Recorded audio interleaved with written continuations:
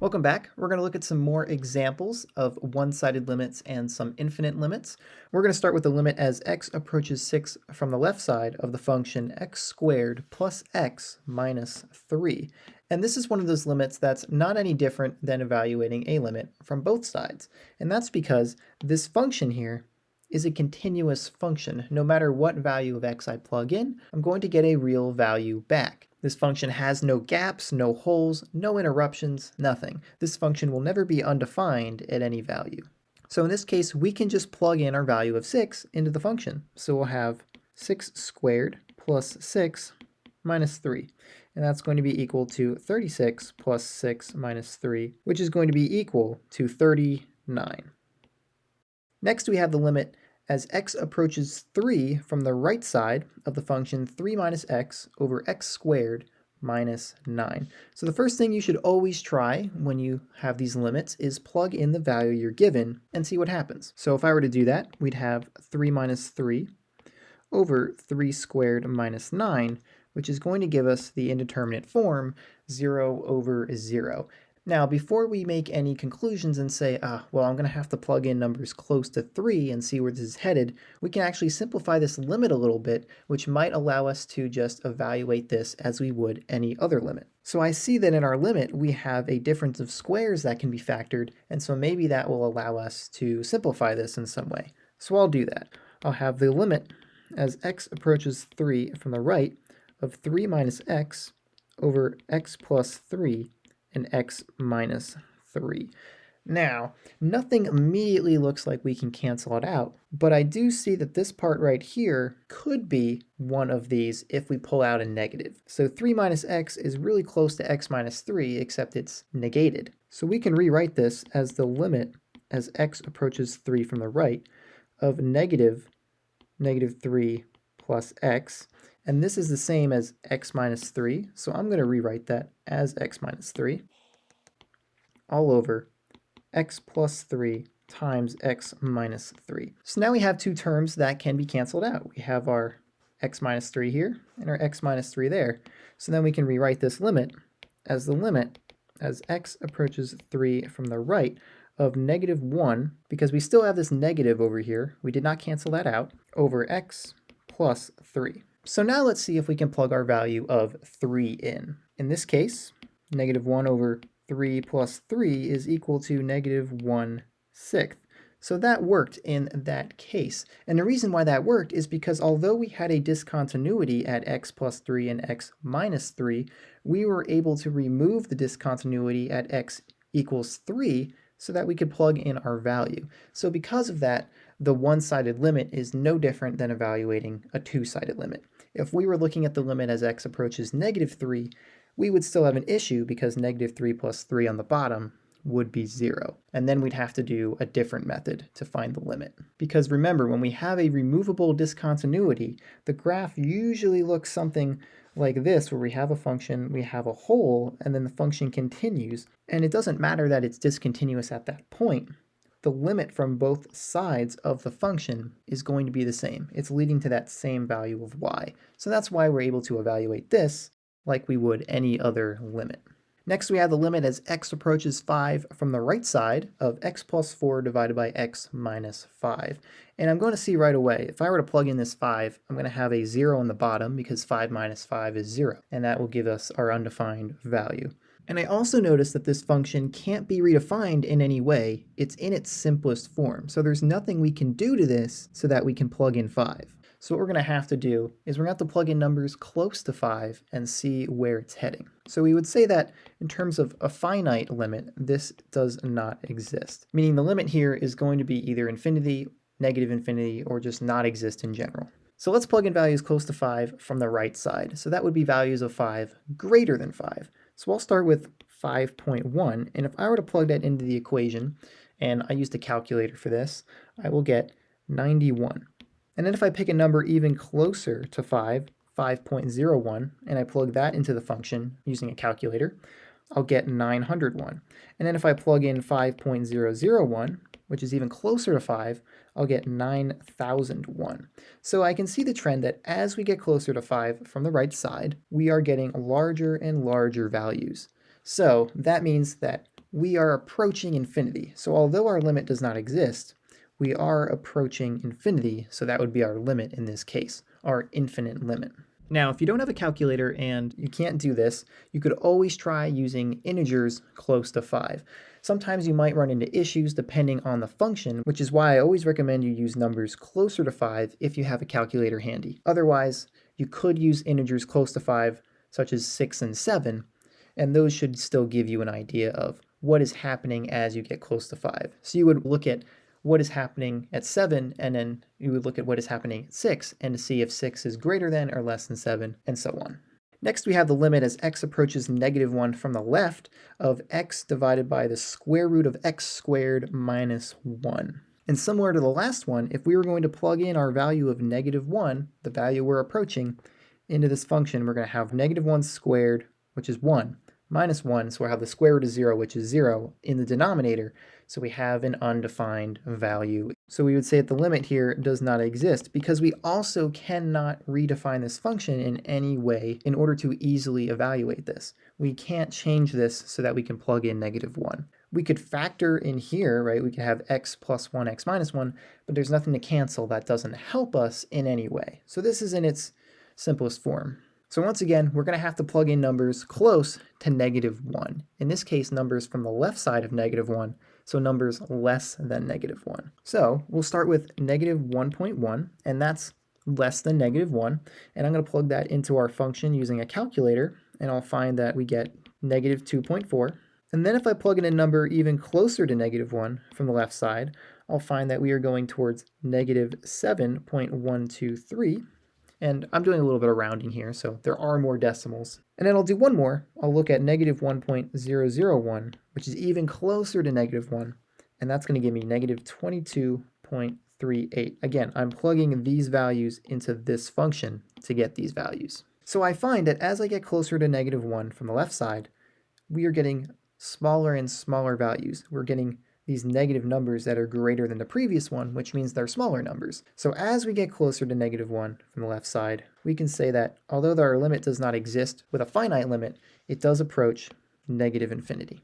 Okay, now we're going to look at the limit as x approaches 2 from the left of 2 times the greatest integer function minus 1. If you didn't watch our lesson, this might be a little bit confusing because you don't really see this a whole lot. The greatest integer function basically says when you plug in a value, what is the greatest integer that is less than that value. So in case you aren't familiar, if we put in 1.2 into this function, we would ask ourselves, what is the greatest integer that is less than this number? In this case, 1. It would be equal to 1 because 1 is the greatest integer or whole number that is less than 1.2. So that's how that works. And the reason why we have to look at this function as a limit from one side is because greatest integer functions do not allow for looking at the limit at a point from both sides. That is, at least for integers. And again, if you want to see that, you can go back to our lesson where I show you the graph of these functions where we have a step kind of function going on where it looks like this. So you can easily see that if we were looking at whatever this value is here,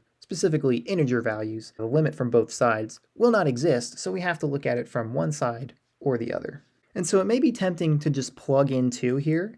You might want to go, it's 2 times 2 minus 1, and well, 2 is the greatest integer less than or equal to itself, so you'd have 4 minus 1 equals 3, but as you're going to see, that's not going to be correct. So I'm going to erase that real quick, and let's just plug in numbers close to 2 from the left side, or numbers less than 2. So we'll start with 1.9. And if I plug that into our function, we will have 2 times 1.9 minus 1. And the greatest integer less than or equal to 1.9 is 1. So this is going to be equal to 2 times 1 minus 1, which is equal to 1 because we'd have 2 minus 1. Let's try a number even closer to 2 from the left side, such as 1.99.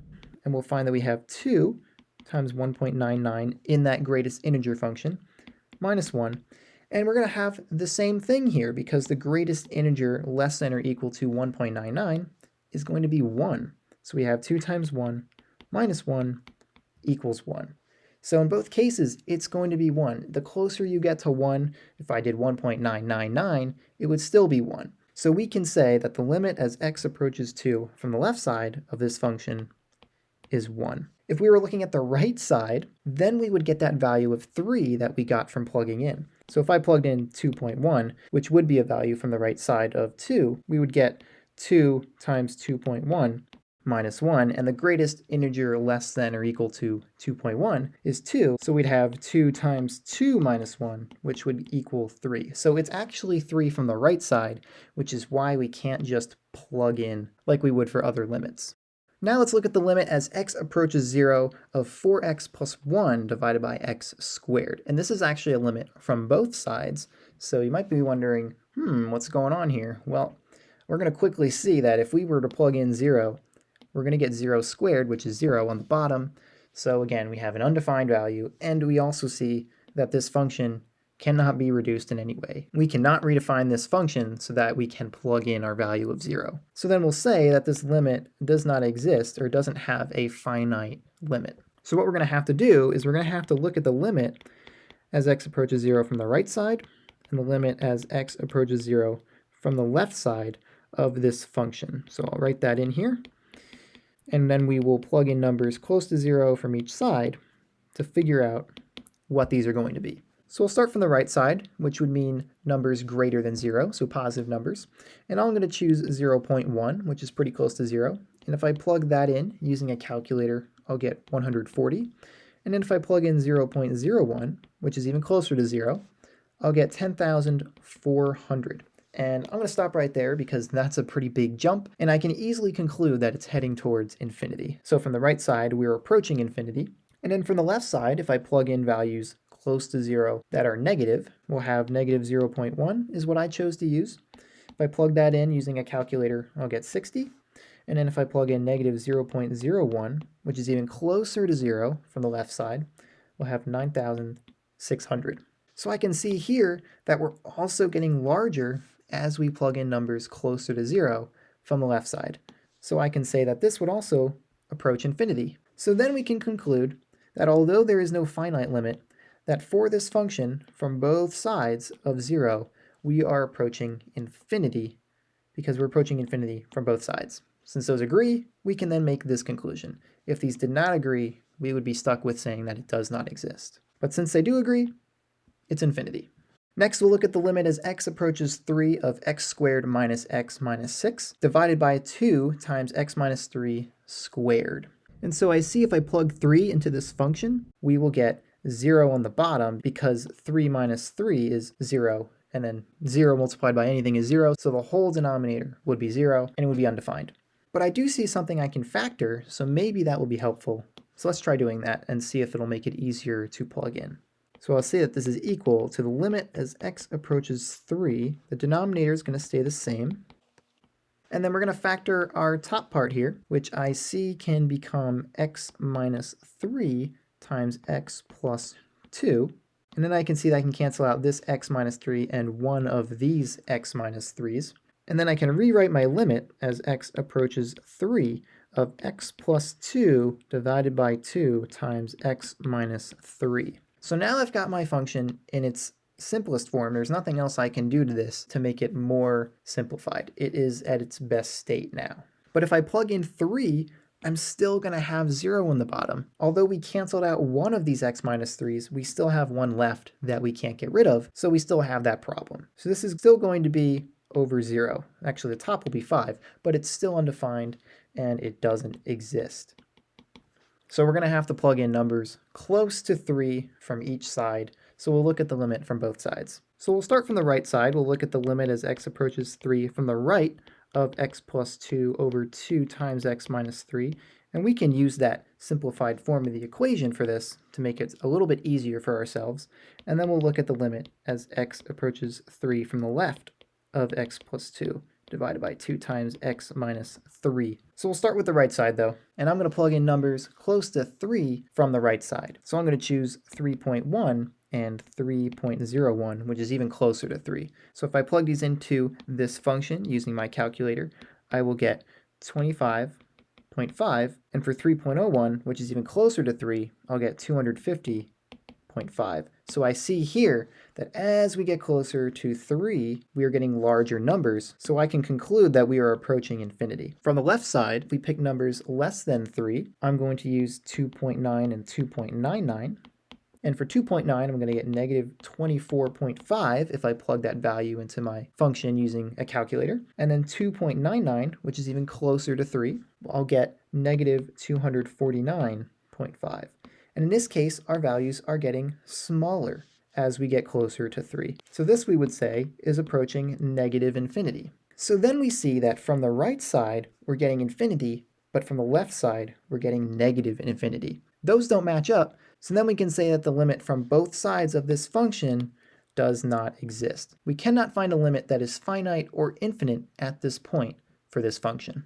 Finally, let's look at an example that uses some of the properties of infinite limits that we looked at in our lesson. And we'll have two functions. We have f of x equals the square root of x, and g of x equals cosecant of x. So we see that for each one of these, we're going to notice that we're taking the limit as x approaches pi from the left side. So what I suggest we do here is we find the limit as x approaches pi from the left side for each of these functions, f of x and g of x, and then use those limits to quickly solve the three limits we have of question here. So we'll start with f of x. We have the limit as x approaches pi from the left of the square root of x, and in this case, we can just plug in pi because this function is going to be continuous everywhere it's defined. So we can plug in pi, and there's no problem there, even though we're looking at it from the left side. So that's going to be equal to square root of pi. But then if we have the limit as x approaches pi from the left side of cosecant of x, that might be a different story because cosecant is actually undefined at pi, so we can't just plug pi in.